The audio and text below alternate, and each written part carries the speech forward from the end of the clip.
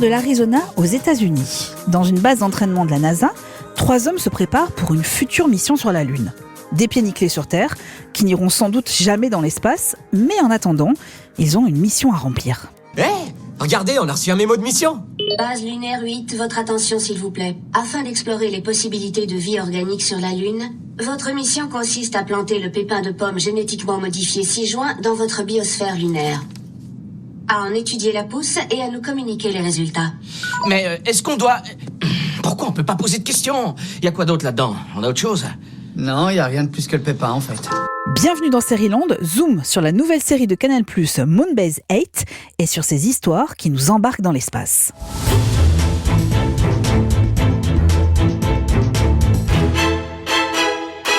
Seriland, c'est le podcast qui vous donne envie de regarder des séries de qualité. Je m'appelle Eva, et je vais vous faire une révélation. Adolescente, j'avais plusieurs passions, dont une qui me rendait parfois étrange aux yeux de certains et certaines de mes camarades. Je prenais des cours d'astronomie. Les planètes, les étoiles, les galaxies, les constellations, tout me passionnait. J'ai eu la chance d'aller découvrir un cratère météoritique dans le désert algérien. J'ai travaillé au Space Camp auprès de Patrick Baudry. Résultat, dès qu'une série évoque l'espace, je la regarde avec avidité. Ce fut le cas il y a quelques jours avec Moonbase 8, mais aussi avec Space Force, l'étoffe des héros ou encore Away.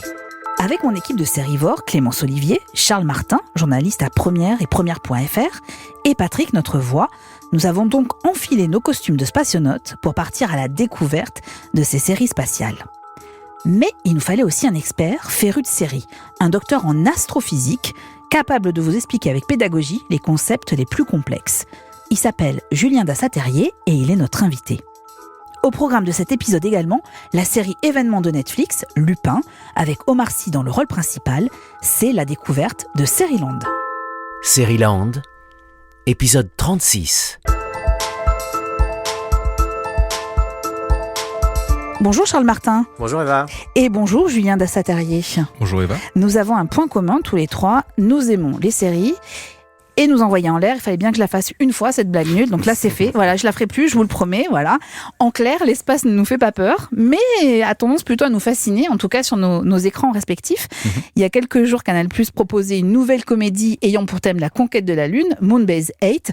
Charles Martin, est-ce que vous l'avez vue cette série et qu'est-ce que vous en pensez, si vous l'avez vue? Oui, je l'ai vu. Donc Moonbase 8, c'est une série de Showtime à la base de la chaîne américaine, donc qui arrive en France sur Canal depuis quelques jours. Moi, je trouvais ça plutôt sympa, notamment par le casting. John C. Reilly qui est la star du truc qu'on adore, c'est lui qui sauve un peu les meubles. Il y a une belle alchimie avec le reste du cast. Pour le reste, c'est un humour absurde total auquel il faut vraiment adhérer, Oui. avec un ton pince sans rire ultime, voilà, qui est pas pour tout le monde. Pourquoi on le connaît cet acteur? Vous pouvez nous rappeler en quelques mots? Ouais, c'est John C. Reilly, c'est l'acolyte de Frangin malgré eux, le film génial, voilà, des années 2000. C'est un acteur de comédie américaine culte.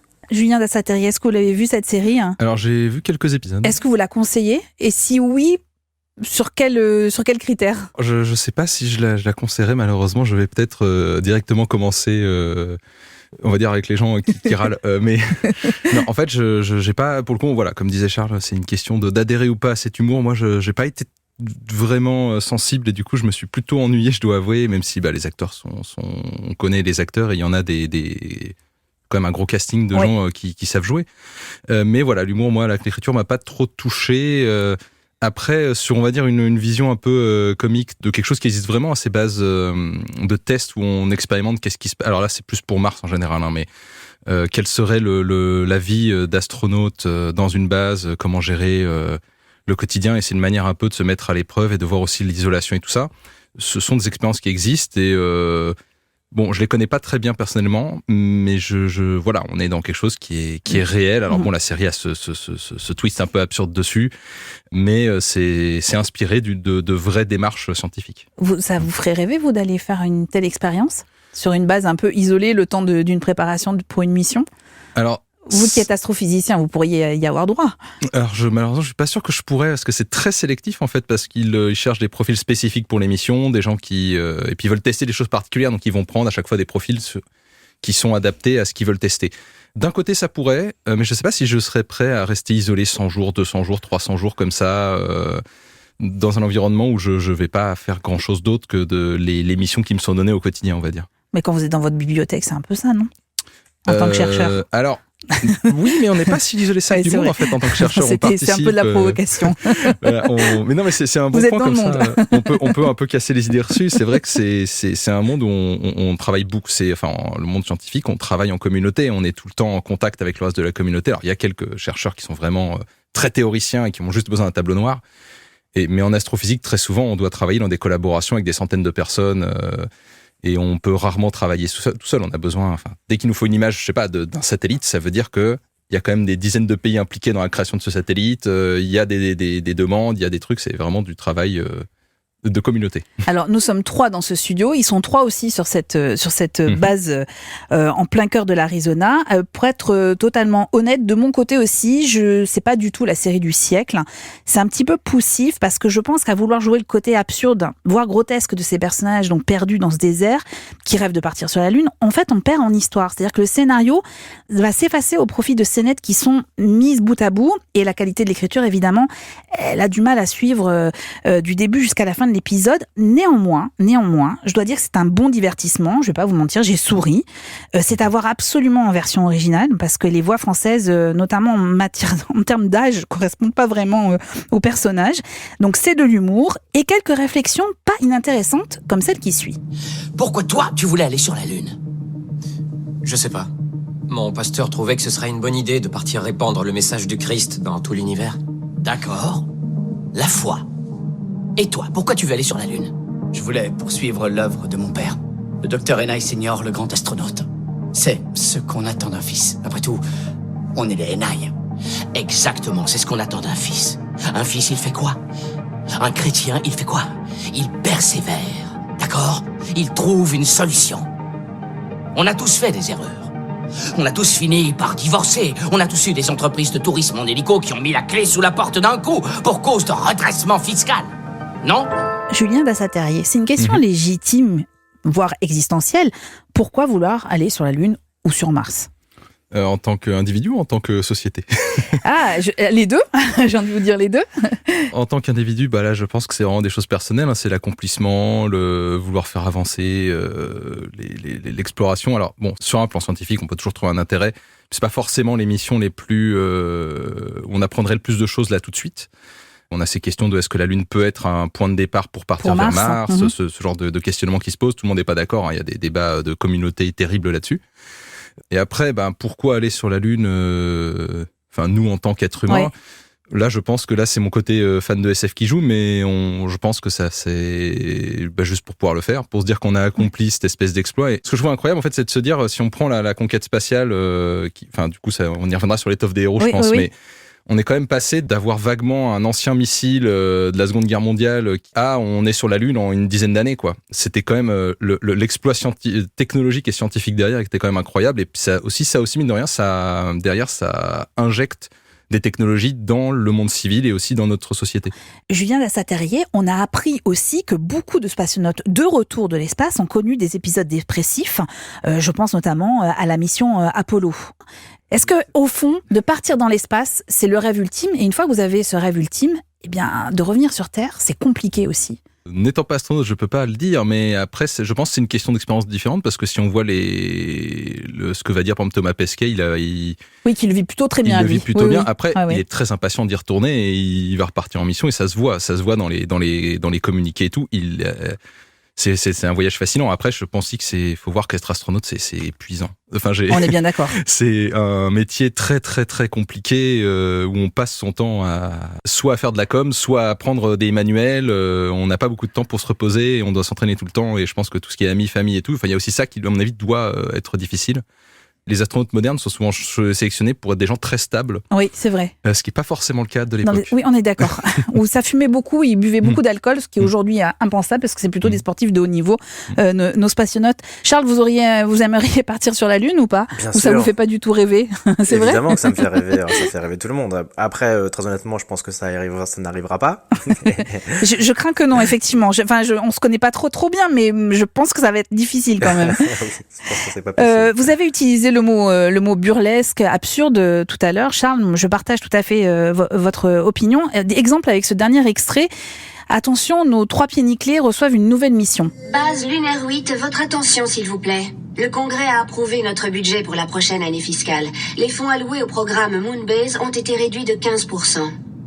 Afin de contrebalancer les pertes, nous sommes heureux de vous annoncer un nouveau partenariat avec Mars. On va aller sur Pendant ces Mars. derniers mois, Génial. notre service de relations voir, publiques faut s'est voir. rapproché du groupe industriel Mars, Oh. qui vient de signer un contrat de 3 ans pour devenir un partenaire Bah, en officiel fait, de la NASA. Ils ont des bons produits comme les Dans une M&M's, optique de évidemment le collaboration Mars, qui n'est économique, pas très le logo populaire du aux groupe États-Unis, Mars c'est plus un devra truc anglais. apparaître sur tous vos documents et photographies. La Vos Snickers, ordres de ils ont- mission On peut vous écouter la êtes suite du communiqués. communiqué. Je connais très bien leurs produits. Vous allez participer au test produit d'une toute nouvelle barre, le Snickers laqué miel sirop d'érable. Merci. Et voilà, un Mars, ça peut être une barre de céréales chocolatée ou ça peut être aussi la planète Mars. Si vous deviez utiliser un argument, Charles Martin, pour dire qu'on peut quand même regarder Moonbase 8, ce serait lequel ? Au-delà du casting dont vous nous parliez tout à l'heure. C'est une bonne question. Au-delà du casting, j'en ai pas vraiment, honnêtement. Ça, c'est une série qui mérite vraiment pour le trio Fred Armisen et puis John C. Reilly et Tim Heidecker qui sont vraiment cool tous les 3 ensemble. Il y a une belle alchimie, voilà, ça marche bien. Pour le reste, comme vous disiez tout à l'heure, il se passe pas grand-chose, pour pas dire à peu près rien. Et on ressort des 8 épisodes en se demandant un peu quel était le but du truc. Donc bon, voilà, je pense que c'est une série qui mérite peut-être de se développer différemment s'il y a une saison 2.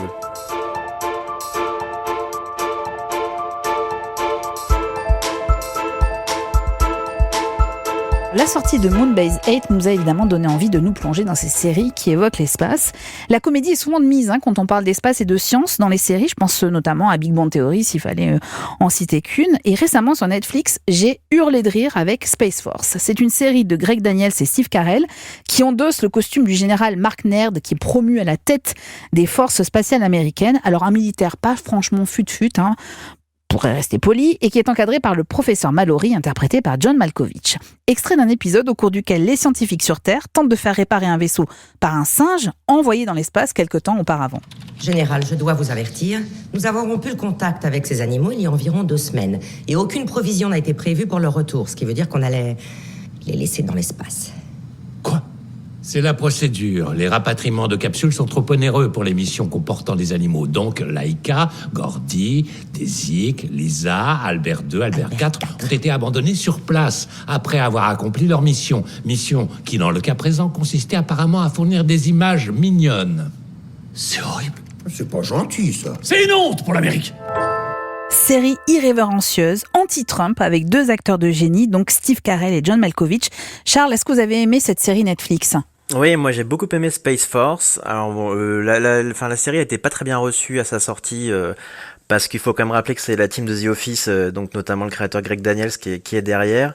Et donc c'était très attendu et pas mal de gens qui ont été un peu déçus sur l'humour, sur le fond du truc. Moi je trouvais ça drôle, je trouvais ça comme vous dites un peu barré, gentiment barré. Et puis surtout c'est une satire qui est plus ambitieuse qu'il n'y paraît. C'est vrai qu'elle dit beaucoup de choses contre Trump et puis sur la façon dont l'Amérique aborde la conquête de l'espace. Julien, est-ce que vous l'avez vu, Space Force ?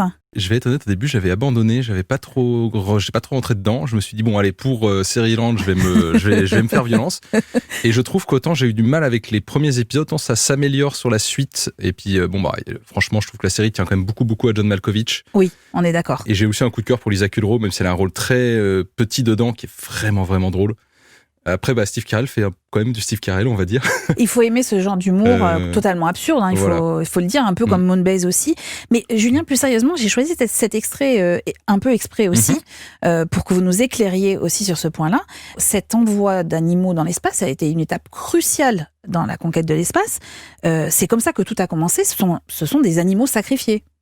C'est vrai pour certains et pas pour d'autres. Mais en effet, typiquement Laika, ils l'ont pas ramené. Il y a eu beaucoup d'animaux qui n'ont pas été ramenés.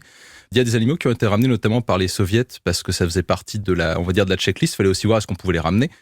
Il y a notamment une mission où c'était une vraie ménagerie. Il y avait un nombre de, il y avait 15. L'âge de Noé dans l'espace. Ah non, c'était incroyable. Il y avait une quinzaine d'animaux différents et tout ça. Dont une chienne qui était enceinte parce qu'ils voulaient voir comment ça se passerait. Et elle a mis à bas des petits en revenant sur Terre. Et en fait, ce qui est marrant, c'est que derrière, un des petits chiots a été offert à la fille de Kennedy lors d'échanges diplomatiques avec les USA. Il y a eu énormément en fait de rapprochements USA-URSS aussi autour du spatial et pas que du conflit. Mais donc voilà, les animaux dans l'espace, ça s'est fait beaucoup. De nos jours, s'il y a un animal dans l'espace, on le ramène, mais a priori, je crois pas qu'il y ait d'animaux actuellement. Peut-être des souris de laboratoire, on va dire. Oui. Et donc, dans ce cas, c'est un peu comme sur Terre, quoi. On les traite pas très très bien. Mais c'est vrai que quand vous étudiez cette histoire de l'aérospatiale, de l'aéronautique, envoyer Laika dans l'espace, quand vous l'apprenez, moi, je me souviens de ça quand j'étais adolescente, ça ne me choquait pas. Et d'entendre cet extrait et d'imaginer ces animaux totalement abandonnés au fin fond de l'espace, il y a un truc très violent, je trouve, comme si notre société aujourd'hui ne pouvait plus accepter ce genre de fait. Oui, ce genre de sacrifice, c'est plus quelque chose de normal dans notre vision actuelle. Et d'ailleurs, je pense que c'est mieux. Hein. Disons qu'ils voulaient d'abord tester avec des êtres vivants, donc ils ont commencé avec des animaux, quoi. Ouais. Parce que c'était plus facile de justifier qu'un animal, un chien, mourait sur un pas de tir que de justifier qu'un astronaute ou un cosmonaute explosait dans une fusée. Est-ce qu'on sait le nombre d'hommes qui ont été sacrifiés aussi, notamment, je pense, dans les années 50 et 60, quand il y a eu les premiers lancements de fusées? On le comprend dans l'étoffe des héros, notamment, dans la série L'étoffe des héros, où est abordée cette thématique-là, où on a l'impression que, notamment en URSS, il y a eu beaucoup d'essais et beaucoup d'hommes sacrifiés, sans qu'on sache exactement combien. Est-ce que vous savez ça ? L'URSS, forcément, a couvert un certain nombre de choses, mais a priori, maintenant, les archives sont plus ou moins ouvertes. On a une vague idée de qui est mort ou pas. Mais j'ai plus le chiffre en tête, par contre. Il n'y a pas eu tant que ça de morts dans l'espace en soi, mais après tout autour, enfin typiquement, oui, bien sûr. La plupart des astronautes américains morts sont morts soit dans leurs activités de pilote d'essai, soit même en entraînement. Ça, c'est pas dans l'étoffe des héros, mais Apollo 1, par exemple, tout l'équipage est mort sur Terre lors d'un entraînement parce qu'il y a eu le feu dans le module sur Terre et qu'il y a eu un problème sur comment étaient verrouillées les portes et en fait, ils pouvaient pas sortir. Enfin, c'est un accident complètement grotesque, mais qui a lancé toute une nouvelle politique de la NASA sur comment gérer la sécurité en interne, du coup. Charles Martin, vous voulez toujours partir sur la Lune ? On est d'accord, je suis un risque tout, il n'y a aucun problème. D'accord. Julien et Charles, est-ce que vous connaissez la plus vieille série de science-fiction qui est toujours en cours de production ?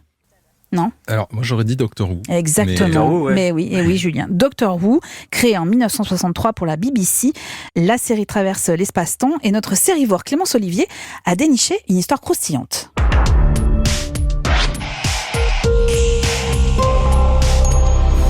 Clémence Olivier, agent coulisses de Seriland.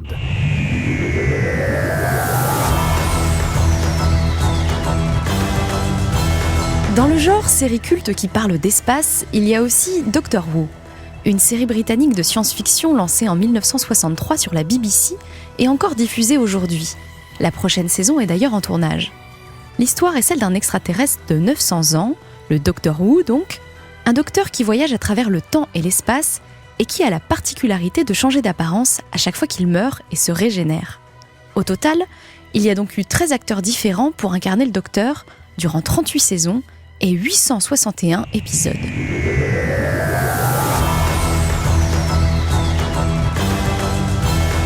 Mais si comme moi vous comptiez tous les voir, vous serez déçus. C'est malheureusement impossible. Certains sont introuvables aujourd'hui.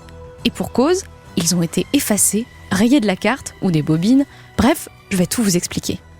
Dans les années 60 et 70, pas de disque dur ou de cloud à la BBC pour archiver les séries, mais des bandes magnétiques. Sauf que ces bandes coûtent cher. Du coup, la chaîne de télévision britannique a pris l'habitude de les recycler pour y enregistrer du contenu frais, un peu comme on le faisait avec les cassettes vidéo dans les années 90, mais à l'échelle d'une chaîne de télé. Et vous me voyez venir, c'est ce qui est arrivé à Doctor Who. Une grande partie des 253 épisodes de la série, produits entre 67 et 78, ont tout simplement été effacés. Beaucoup d'entre eux sont ceux dans lesquels apparaissent les deuxième et troisième docteurs, mais certains mettant en scène le premier interprète de Who, William Hartnell, sont aussi concernés. De véritables reliques. You can't rewrite history, not one line. The High Priest is coming. Barbara, one last appeal. What you are trying to do is utterly impossible. I know. Believe me, I know. Pour les fans, la disparition de ces épisodes est évidemment un scandale. Alors dans les années 80, la BBC et les amoureux de Doctor Who se démènent pour les retrouver. Comment ? En allant toquer du côté des chaînes de télé étrangères. Car je ne vous l'ai pas dit, mais dès le départ, la série a voyagé dans le monde entier. Et contrairement à la BBC, quelques diffuseurs ont conservé les épisodes qu'ils ont programmés. C'est comme ça que certains ont été retrouvés dans les locaux de la télévision nigériane, 45 ans après leur diffusion. What do you want? Ça, c'était un morceau du trailer de The Web of Fear, cet épisode retrouvé de la saison 5. Malheureusement, cette régénération ne s'est pas produite à chaque fois. 97 épisodes manquent toujours à l'appel, et impossible de voyager dans le temps pour les récupérer. Les fans ont quand même de quoi se consoler. D'abord parce que la série a repris en 2005 avec de nouveaux docteurs, David Tennant, puis Matt Smith, vu dans The Crown, et la première femme, Jodie Whittaker. Mais surtout parce qu'en 2016, la BBC leur a fait un beau cadeau. Elle a reconstitué en version animée l'un des épisodes disparus les plus mythiques, celui dans lequel le premier docteur change d'apparence, The Power of the Daleks. Un petit morceau de l'histoire audiovisuelle du pays de Sa Majesté.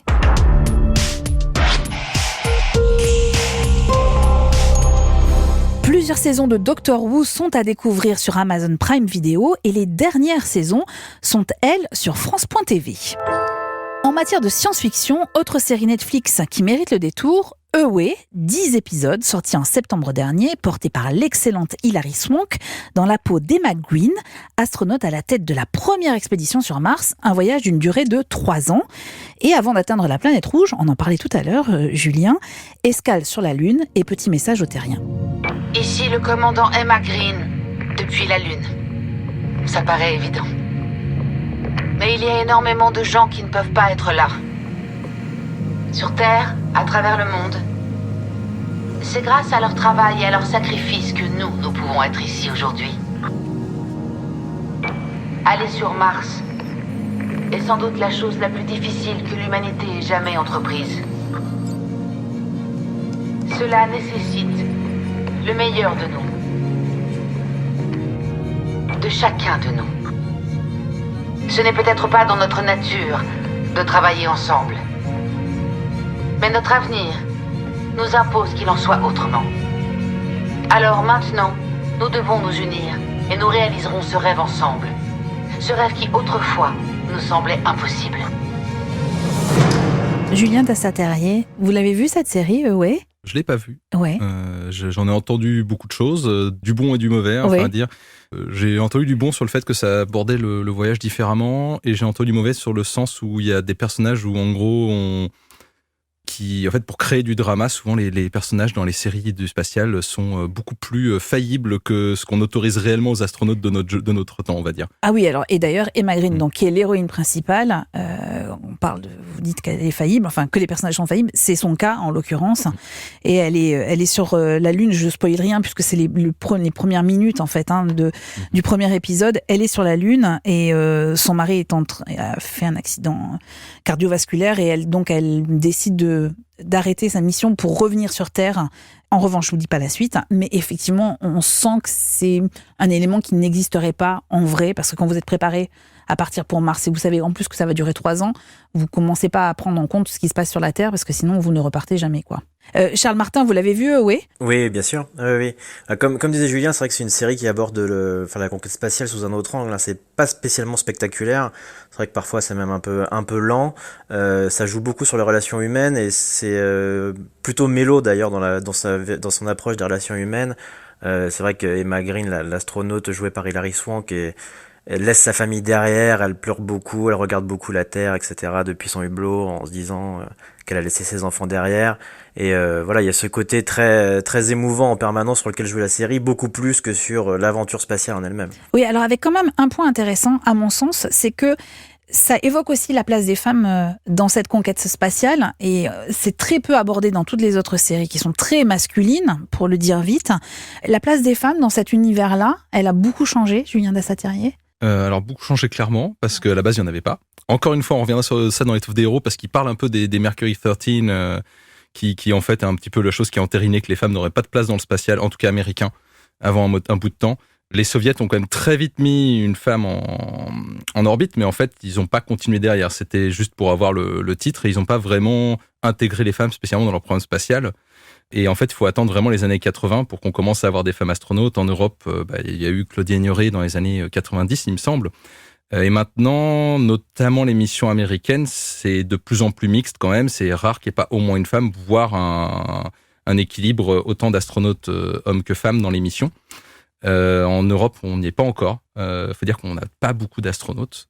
Et donc, du coup, ça joue. Et puis, ça joue parce qu'aussi, malheureusement, là, on a le même problème que tous les domaines scientifiques de sciences dites dures. On a un problème de société sur ça, d'éducation et des jeunes femmes qui sont détournées de ces études et du coup, des chemins vers ce genre de métier très tôt.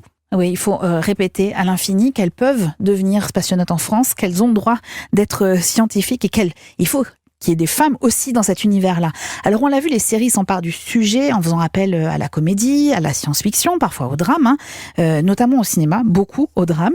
Et puis il y a le volet historique, on en a parlé depuis le début de cet épisode de Seriland.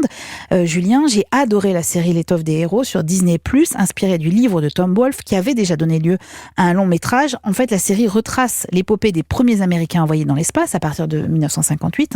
Vous allez découvrir l'histoire de la mission Mercury composée de 7 astronautes dont Alan Shepard et John Glenn. Ce dernier avait compris l'importance du poids des médias en fait dans toute cette histoire et il parvient à convaincre le magazine Life de suivre le quotidien des 7 hommes. Les gens ont envie de tout connaître sur vous, messieurs, et sur vos vies. Vous en avez été témoins. Les chaussures que votre épouse porte ou les céréales que votre enfant mange. Life Magazine racontera vos histoires, messieurs. Nous embarquerons le public dans un voyage depuis leur cuisine jusqu'à Pluton. Et le public pensera connaître vos familles et vous connaître vous. Il voudra être comme vous. Et vous savez quoi ? Le magazine est prêt à vous offrir un contrat d'exclusivité. Ils s'occuperont de tout. Aucun journaleux venant d'un trou paumé ne viendra frapper à votre porte. Laissez entrer Life Magazine et nous nous occupons de laisser les autres dehors. C'est quoi l'intérêt pour nous ? L'argent pour commencer. La gloire. L'immortalité. Série académique sur la forme, mais que j'ai trouvée passionnante. Une saison 2 est déjà signée. Julien, vous avez choisi la pédagogie, la vulgarisation, notamment sur les réseaux sociaux, quand vous parlez d'astronomie et d'astrophysique. Et je me suis dit, mais au fond, les séries, elles ont tout d'un coup, notamment avec L'étoffe des héros, elles ont ce rôle-là aussi de nous apprendre l'histoire de l'aéronautique, de l'aérospatiale, et de nous permettre aussi de comprendre tous les enjeux, à la fois historiques et scientifiques. Moi, en fait, L'étoffe des héros m'a beaucoup évoqué la série de la Terre à la Lune des années 90 sur HBO, qui était un vrai petit bijou que moi je recommande. Enfin, je crois qu'il est sur Amazon Prime, où moi je la recommande toujours. Je trouve que c'est un vrai bijou et ça avait été produit par Tom Hanks peu de temps après qu'il ait fait Apollo 13. En fait, ce qui est génial avec la conquête spatiale, c'est que c'est tellement cinématographique de base qu'on n'a pas vraiment besoin d'en rajouter. Alors, on en rajoute sur la mise en scène, sur les scènes en elles-mêmes, on va dire. Parce qu'encore une fois, même s'ils étaient, les astronautes étaient quand même très très formés. Enfin, on voit ça dans par exemple Apollo 13 où le film est très très les moments où il y a des accidents, tout va très vite. Ils sont compétents, mais ils sont à fond. Ils parlent très fort et très rapidement et comme dans les films. Alors qu'on voit que les images de la vraie mission Apollo 13 sont plutôt ennuyeuses. Où le Houston We Have a Problem est vraiment dit avec une voix hyper monocorde, hyper claire pour qu'on entende bien dans le micro et les mecs sont très calmes et tout. Et c'est pas du tout la représentation cinématographique. Ouais. Par contre, c'est les dialogues. C'est à peu près les mêmes dialogues, juste ils ont été revus. Et L'étoffe des héros, j'ai un peu regardé parce qu'encore une fois, moi je suis plus astrophysique que conquête spatiale, c'est deux domaines différents, mais j'ai regardé un petit peu et a priori L'étoffe des héros est quand même cale très bien avec le programme Mercury, donc qui visait à mettre le premier homme en orbite de la Terre côté USA. Charles Martin, qu'est-ce que vous en pensez de L'étoffe des héros ? C'est une très belle série, c'est une des premières grosses séries Disney+, après la Star Wars, la Mandalorian. Il y a une vraie grosse production value dans la mise en scène, dans les décors, dans les costumes. C'est très efficace. Après, comme vous l'avez dit, c'est assez classique. On n'est pas dans un truc subversif. C'est vraiment une peinture presque documentaire de la conquête, mais c'est assez excitant et assez haletant à suivre quand même de bout en bout. Ah, mais moi, je pense que le terme que vous venez d'utiliser, documentaire, est tout à fait révélateur de cette série. On y apprend énormément de choses. Moi, je la trouve vraiment très bien réalisée. Pour le coup, on est embarqué. Parfois, j'ai l'impression d'être dans Mad Men, tellement ça fume et ça boit aussi. Et c'est assez incroyable parce que on n'a pas du tout cette image-là, en tout cas des astronautes de l'époque. Mais c'était la réalité, c'était comme ça. Et ce qui me semble assez intéressant, c'est que ça raconte aussi l'histoire des médias, l'histoire politique, l'histoire géopolitique évidemment, une histoire scientifique et puis une histoire humaine. Parce qu'au fond, c'est tout ça quand on parle d'astronomie, d'astrophysique. On a l'impression que c'est un truc une chapelle pour scientifiques, mais ça raconte aussi notre société quelque part. Totalement. Après, c'est vrai que ce qui est intéressant dans la série notamment, c'est qu'on voit l'image des astronautes est un peu moins pure que dans beaucoup d'autres adaptations. On les montre beaucoup plus humains. Et là, pour le coup, c'est la concurrence, vraiment, entre eux. Ouais. Et ça, pour le coup, a priori, c'est vrai, la concurrence entre certains astronautes, les vies un peu plus folles de certains, le fait qu'on prenait les pilotes d'essai qui sont quand même typiquement des gens qui sont prêts juste à faire un métier où ils peuvent exploser d'une minute à l'autre dans leur métier. C'est pour ça que je parlais du fait qu'on n'a pas du tout les mêmes astronautes maintenant. Un Thomas Pesquet aurait jamais été sélectionné à cette époque, et inversement, on n'aurait jamais pris un Alan Shepard de nos jours pour partir dans l'espace. C'est pas du tout le même type d'attente qu'on a. Petite précision, je vous recommande également sur Disney+, le documentaire qui vient en prolongement de la série. Et donc vous verrez qu'il y a vraiment des corrélations très fortes entre la fiction et la réalité.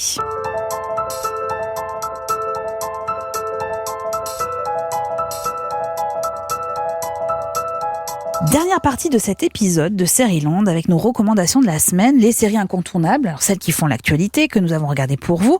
Et Charles Martin, vous avez craqué pour une série HBO. On va écouter en VO la BA.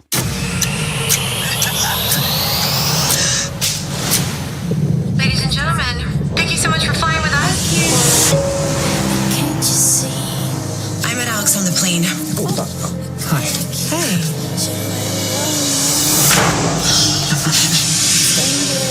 We had dinner in Bangkok. We went back to his hotel.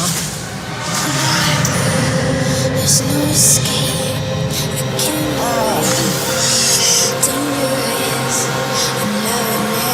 When I woke up in the morning, he was so alive. Alors Charles Martin, est-ce que je tente de le dire en anglais avec mon anglais qui est pas génial? Le titre de cette série, c'est The Flight Attendant. Est-ce que je prononce bien Attendant? Ouais, je prononcerai pas beaucoup mieux que vous. Ouais, The Flight Attendant, c'est pas une série HBO, c'est une série HBO Max, la plateforme américaine qui est pas encore disponible en Europe. Et donc la série sera diffusée en France sur Warner TV. Y a pas de date, mais prochainement, dans les prochaines semaines. Voilà, donc c'est l'histoire d'une hôtesse de l'air qui est prise dans une descente aux enfers terrible. Elle se réveille à Bangkok un matin à côté d'un cadavre. Voilà, un passager de l'avion qu'elle a servi la veille et qui est mort, et voilà, elle va enquêter pour savoir ce qui s'est passé. C'est un thriller sexy et millimétré, vraiment, qui déborde d'énergie. Surtout, dedans, il y a Kaley Cuoco, qui est l'ancienne star de Big Bang Theory, dont on se souvient évidemment, qui est là dans un rôle à contre-emploi complètement. Elle abandonne complètement la sitcom, et elle réussit surtout à un petit exploit, c'est qu'elle arrive à faire oublier Penny, la fameuse girl next door qu'on avait adorée pendant 12 ans, et donc là elle livre une performance assez bluffante. Et c'est une des séries qui vous a marqué là ces derniers temps? Ouais, la série est sortie à la fin de l'année aux États-Unis, et vraiment il y a 8 épisodes, et elle est vraiment excitante. C'est une espèce de course folle électrique qui s'arrête jamais, c'est très divertissant. Côté jeu de piste, Alice qui tombe dans l'abîme du lapin blanc.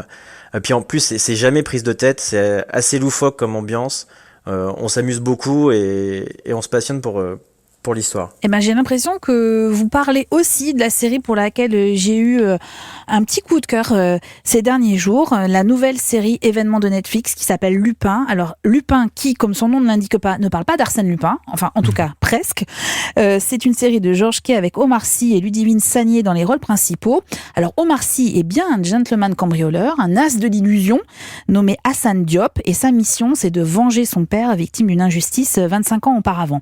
Et alors et pour ça, il est prêt à tout, à commencer par commettre le casse du siècle. Les œuvres d'art que je nettoie, elles valent des millions. Je les ai à portée de main. Tous les soirs. Mais moi, je vois toujours pas arriver mon pognon.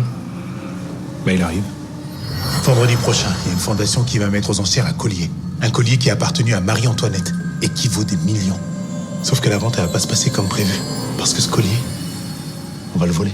Alors Lupin, c'est l'art du divertissement. Je parle de la série bien évidemment, de l'action, de l'humour, de l'inattendu, une esthétique dans la réalisation. C'est la série à regarder en famille. Chaque épisode est une sorte de mini-histoire qui est concentrée autour du personnage incarné par Omar Sy, avec des références permanentes à Arsène Lupin. Et la série a une vertu que je n'imaginais absolument pas en débutant le visionnage, c'est que Lupin provoque une féroce envie de plonger dans l'univers de Maurice Leblanc, donc le créateur d'Arsène Lupin, du gentleman cambrioleur. Et ça pourrait même inciter les plus jeunes à lire. Alors, je sais, on peut rêver, mais enfin, écoutez, les séries aussi, ça sert à ça. Pourquoi pas, au fond ?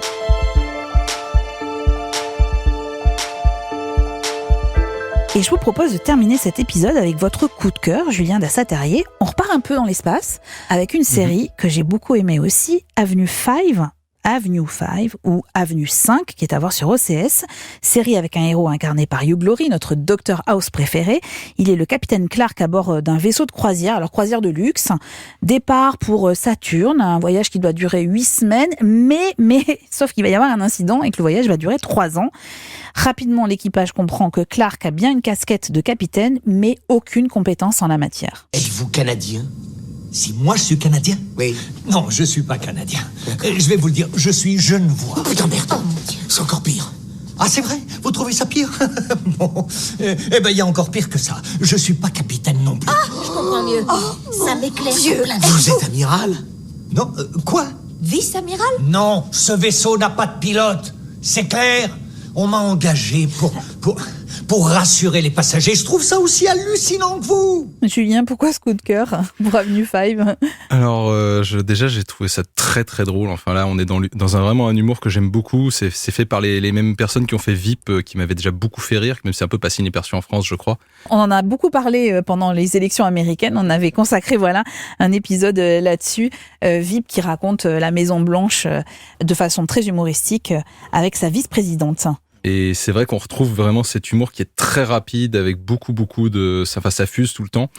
Et j'ai trouvé qu'il y avait, au-delà de ça, il y avait quelque chose que j'ai trouvé incroyable, c'est que pour une série de science-fiction spatiale comédie, en fait, il y a beaucoup de ressorts comiques qui reposent sur des vrais phénomènes, soit spatiaux, des vrais concepts qui sont là. Enfin, genre typiquement le chef de la compagnie qui est un riche capricieux qui comprend rien, qui n'arrive pas à comprendre qu'il y a un temps de décalage dans les communications avec la Terre. Et on a ces scènes relativement drôles où un message est envoyé puis tout le monde reste immobile avec un air un peu ennuyé en attendant plusieurs minutes que le message arrive. Et lui n'arrive pas à comprendre, il pense que c'est un bug et du coup il engueule tout le monde en disant pourquoi on n'a pas corrigé ça.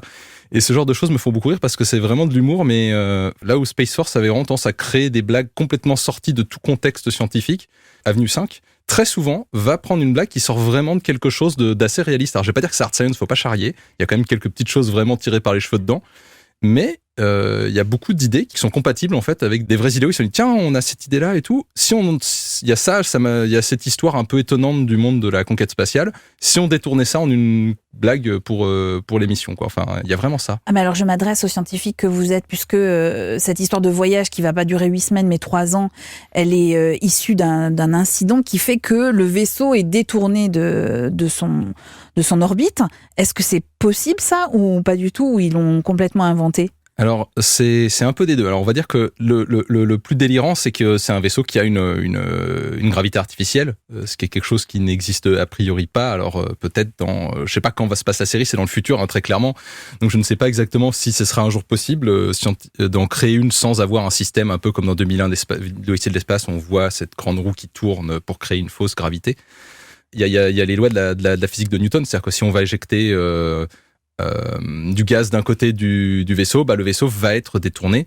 Que l'incident gravitationnel à bord qui arrive au début détourne le vaisseau et fasse que sa boucle pour revenir vers la Terre soit beaucoup plus longue, pourquoi pas, au fond, ça se tient, voilà. Complètement. Le problème, c'est juste de dire d'où vient cette gravité. Mais ça, c'est la prémisse de la série, donc je l'accepte, on va dire. Ça s'appelle Avenue 5 avec Hugh Laurie, donc dans le rôle principal, et c'est à voir sur OCS. On vous la conseille évidemment. Charles Martin, merci infiniment d'avoir été avec nous pour cet épisode de Série-Land. Merci à vous, avec plaisir. Vos chroniques séries sont à découvrir sur le site première.fr. Et dans le magazine Première aussi. Et dans le magazine Première, bien sûr, je parlais du site, mais c'est vrai, le magazine Première, ça existe. Et il faut aller en kiosque, acheter la presse, évidemment. Merci beaucoup Charles Martin, et puis merci Julien Dassaterrier d'être venu nous éclairer. Je recommande notamment votre conférence TEDx qui est à retrouver sur les réseaux sociaux où vous êtes très présent. C'est absolument passionnant. Et puis les fidèles de la plateforme Twitch peuvent vous y retrouver aussi, si je me trompe pas, votre pseudo Dassaju. Dassaju, parce que sinon les gens vont croire qu'il y a un pardon, mais peut-être. Oui, D-A-2-S-A-J-U.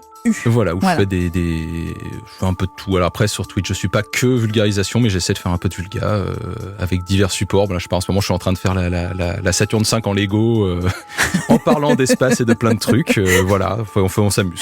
Allez vous amuser avec Julien Dassaterrier, c'est sur Twitch. Et puis, comme chaque semaine, je vous quitte avec une réplique d'un héros de série, et je ne pouvais pas ne pas finir avec une autre série qui se déroule dans l'espace. La parole est à Monsieur Spock dans Star Trek. Longue vie et prospérité. Live long and prosper.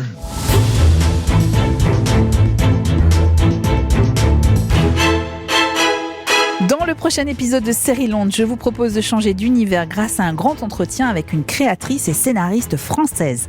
À son actif, plusieurs saisons d'Engrenage et une nouvelle série policière à voir sur TF1 et Salto, La Promesse. Anne Landois sera notre invitée de la semaine. Sérieland est un podcast Europe 1 Studio, produit par la lumineuse Adèle Ponticelli et Timothée Magot, réalisé par Christophe Pierrot et préparé avec mes sérivores Clémence Olivier, Charles Martin, Magali Buteau et Salomé Journeau. Si cet épisode vous a plu, le prochain vous séduira, c'est certain, restez à l'écoute. Et puis surtout, parlez-en autour de vous, commentez, faites-nous part de vos retours. Vous pouvez même nous attribuer des étoiles sur les plateformes de podcast et vous n'imaginez pas à quel point être étoilé nous rend heureux. Le groupe Facebook de Sérieland est là pour vous aussi et puis nous sommes désormais disponibles sur Deezer. Mais attention, dans Sérieland, la règle ne change pas de spoil. Et puis abonnez-vous, comme ça on ne se quittera plus.